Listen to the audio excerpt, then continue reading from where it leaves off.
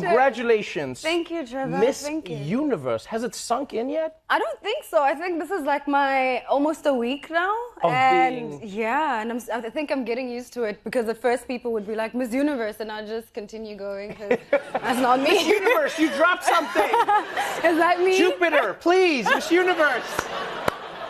But it is a surreal experience. I mean, like, because you won Miss South Africa, and then you go on this journey to compete for Miss Universe. And I mean, it's amazing women from all around the world. Mm-hmm. The competition has evolved over the years to become more about like what the women are thinking as well as how you look and what you want to do in the world.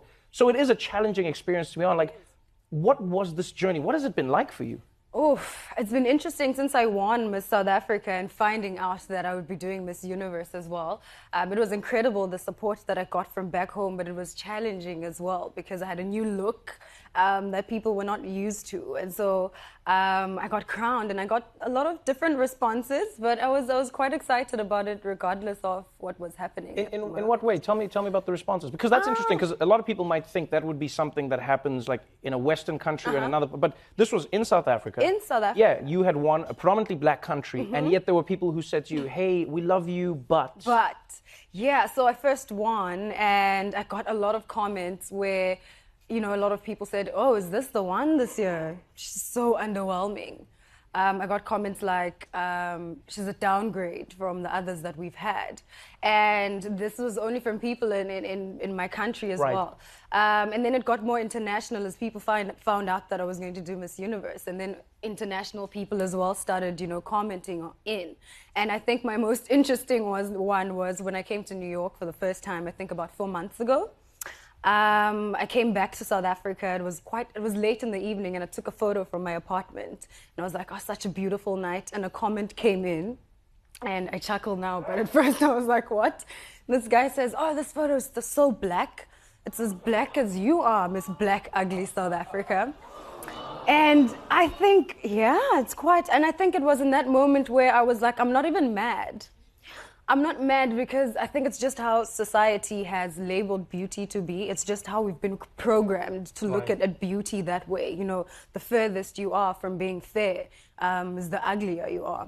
And I just saw it as an education moment because I remember putting out a post, just speaking about it, speaking about colorism, speaking about racism, speaking about how people need to see things in order to start believing in them. Right. And that was a big thing, especially for you, and I think so many people who saw you being crowned Miss Universe. It was a moment where many people, and this is what really interested me, I was proud as a South African. I was proud as somebody who's grown up on the continent, but what really got me is how universally, I mean, for our planet, many people said to see a dark-skinned woman win an accolade like this, but then to see a woman with natural hair win this with her natural hair is beautiful. And that's what a lot of people...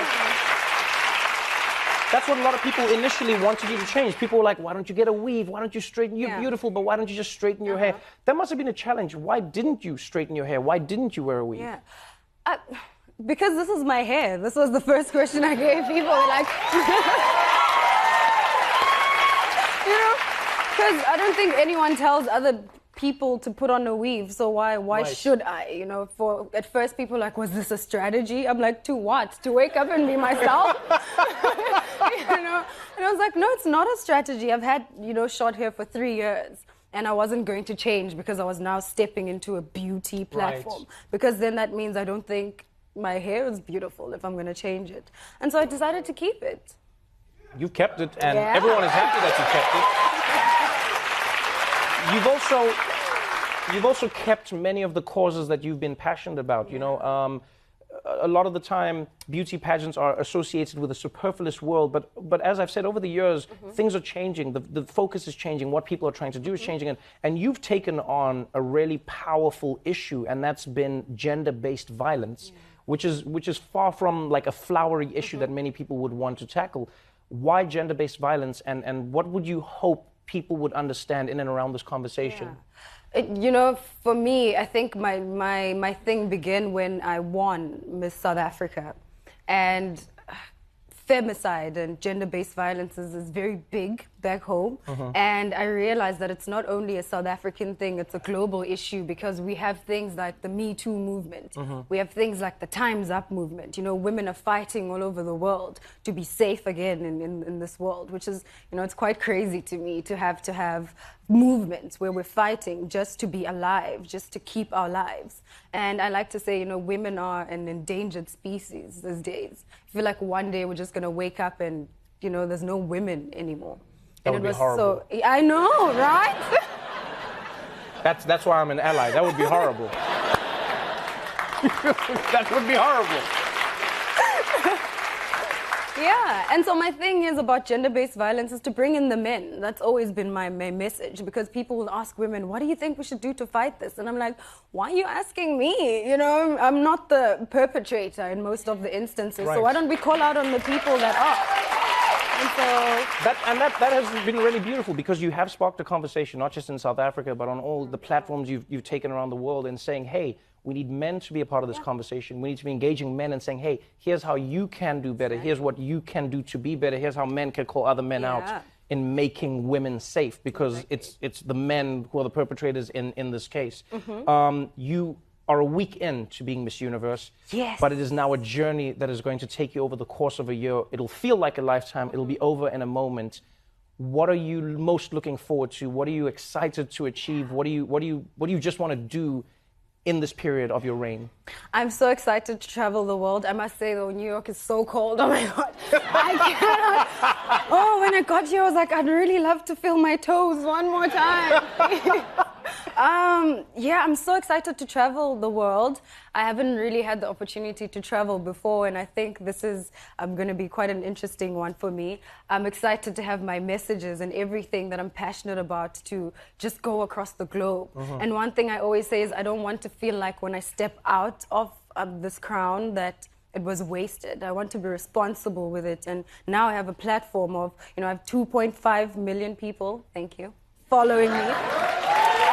And yeah, so I want to use that platform, and whatever I do, it must just be purposeful work, you know. But also to build my brand as well, because when people ask me, what is this for you personally? For me, I say it's the beginning of building generational wealth for my family, because it's not something that we've had in the past.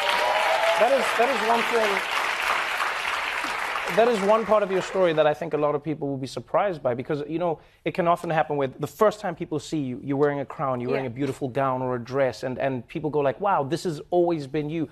But part of the reason many South Africans were proud is because of the story that came before your victories. And that was, you came from humble beginnings. Yes, I do. I come from a village, Kutsolo, in the Eastern Cape. Yeah, someone say yes, like the village. Yeah, I come from a village, and you would know, but you know, they wouldn't know how it is. The Eastern Cape, I think, is one of the most impoverished places of the country. While I was fortunate enough to have a mother who's a school principal and my dad who worked, at least I was able to go to school, but things are quite different for other people who grew up there. And it's quite difficult to make it out of there. And so I think because I grew up there and people saw me growing up there now, you know, I'm Miss Universe, it adds like an element of hope to people who feel like they couldn't have been able to do it before. It's hope for not just those people, but people who look like you, people who don't look like you, people with hair, natural everything, people who just want to be inspired. That's what you do. Thank you so much for being on the show. Thank you so much. Congratulations. Thank you, everybody.